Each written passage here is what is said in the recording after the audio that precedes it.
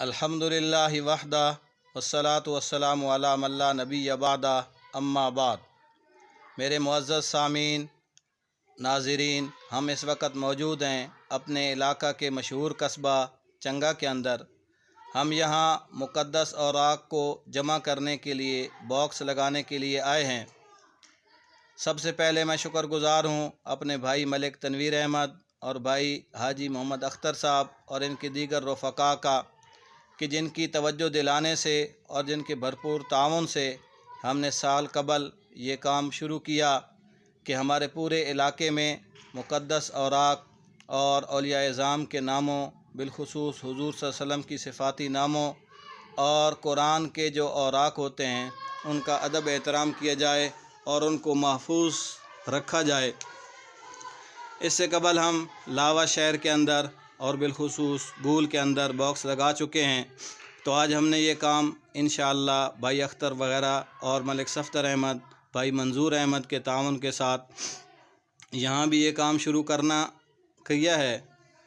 اس سے قبل اس علاقے میں چنگا کی جو میلاد کمیٹی ہے وہ بخوبی یہ کام سر انجام دے رہی ہے، تو ہم انشاءاللہ اس کمیٹی کے ساتھ مل کر اور باہمی تعاون اور تعلق سے یہ کام سر انجام دیں گے۔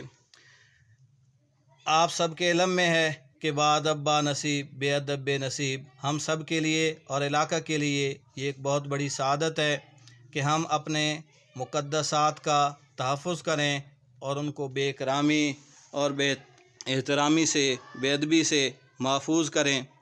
اس کے لیے ہم الحمدللہ ایک منظم طور پر کام کر رہے ہیں۔ پورے علاقے میں ہم نے باکس لگائے ہیں اور لگا رہے ہیں۔ اس کے لیے ایک بندہ مقرر ہے جو وقتاً فوقتاً ان باکسز کو خالی کر کے ایک محفوظ مقام پر پہنچاتا ہے۔ اس کے لیے ہم نے کنویں بنائے ہوئے ہیں۔ یقیناً یہ ہم سب کے لیے ایک سعادت اور نیکی کا کام ہے۔